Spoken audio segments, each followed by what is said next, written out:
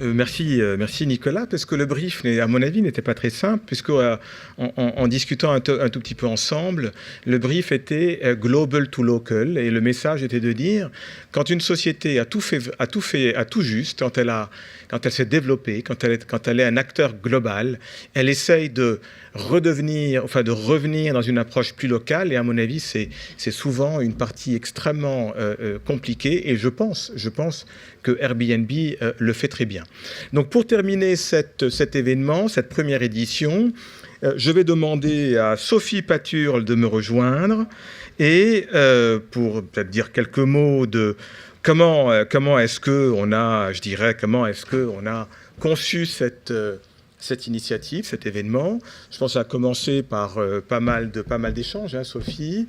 L'idée étant de se dire, on a beaucoup parlé d'international, on a beaucoup parlé des acteurs qui se développent à l'international, des multinationales, et on a essayé de trouver un terme un peu plus humain, peut-être, un peu plus proche des gens, cette notion de global, local, comme disait Nicolas, cette notion peut-être de proximité, cette notion d'être proche de son marché là où il se trouve. Moi, je pense que McDonald's a très très bien fait les choses, puisque, comme vous le savez, ils sont rouges aux États-Unis, ils sont verts en Europe, et la couleur véhicule elle véhicule des valeurs, et ces valeurs donc permettent d'avoir une relation plus forte. Donc c'est un peu le message qu'on a voulu faire passer.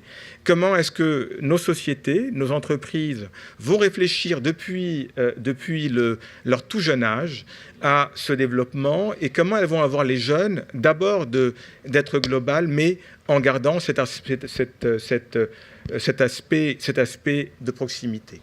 Et peut-être avant donc de vous donner rendez-vous un étage au-dessus pour notre cocktail, notre mingling, hein, comme nous l'avons appelé. Je propose que, Sophie, peut-être que vous pourriez nous dire deux mots. Je vais vous dire deux mots en cette fin de soirée. Je vais être bref. Je voudrais d'abord féliciter et dire bravo à l'IE Club globalement et à Maurice Kawan en particulier pour ce projet à la fois audacieux, ambitieux et innovant. Tout ce qu'on aime bien à la FIC en général, comme les représentants de la FIC l'ont déjà dit avant moi, et au club Cleantech à FIC en particulier. Donc...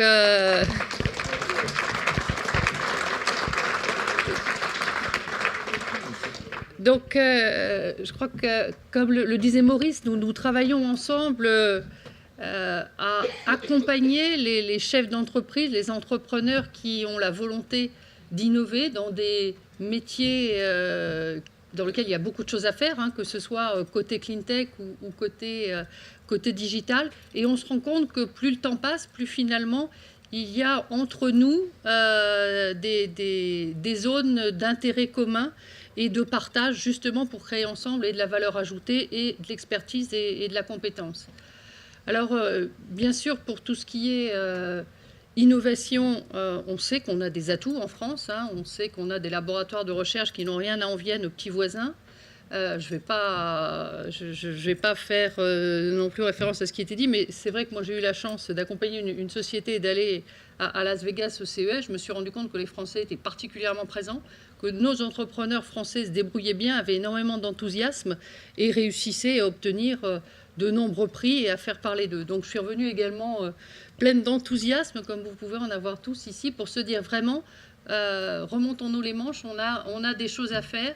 Et en tant qu'investisseurs financiers, nous, ce que l'on peut apporter aux entrepreneurs, c'est bien sûr de l'argent, ils en ont besoin, on l'a dit, mais c'est aussi de les aider à structurer la démarche. Je crois que Nicolas Chaudron, avec qui je travaille depuis des années au Club Cleantech de la FIC, on réfléchit à ça. Comment peut-on aider année après année nos entrepreneurs? Parce que nous, on n'en sait pas plus, hein, investisseurs financiers. Mais on a la chance de vivre plein d'aventures différentes entrepreneuriales en même temps. Donc moi qui suis associé fondateur de Demeter depuis 10 ans, nous avons accompagné 60 entreprises. Donc en 10 ans, j'ai vu 60 aventures. Et puis je me suis intéressée également à toute la vie de PME du secteur. Et je crois qu'à partir de là, si on ouvre ses yeux, et quand on aime ce que l'on fait, on a tendance à le faire, qu'on a un tout petit peu de mémoire, et bien on se dit ça... Finalement, ça a marché. Pourquoi ça a marché? On réfléchit, ça n'a pas marché. Et notre rôle, c'est d'en faire profiter, bien évidemment, tous les entrepreneurs. de créer aussi un écosystème efficient. Je crois qu'en 5 ans, on travaille ensemble depuis 3-4 ans avec Maurice. C'est chaque année des grands pas qui sont franchis.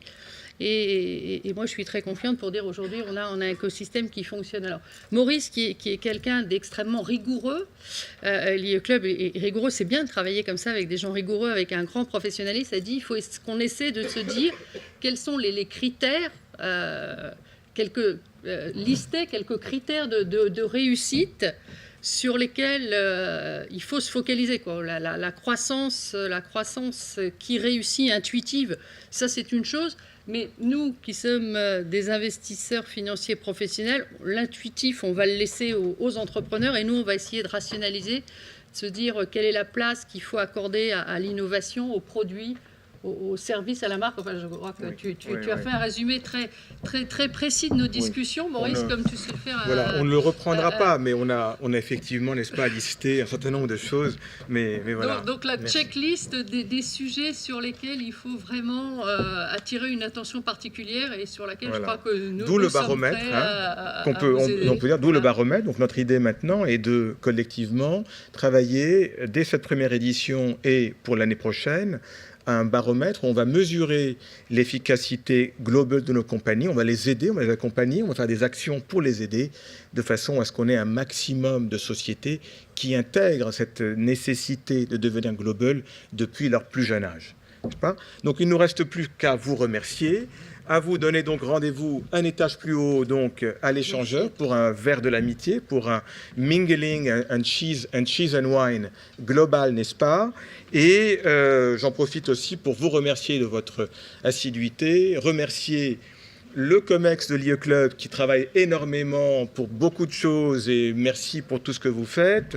Je remercie mes collègues Sarah Caetano et Mélissa Ouf pour toute l'aide qu'elles m'ont apportée. Et je vous dis à tout de suite avec pendant donc le cocktail quelques interventions un peu informelles d'entrepreneurs pendant le cocktail.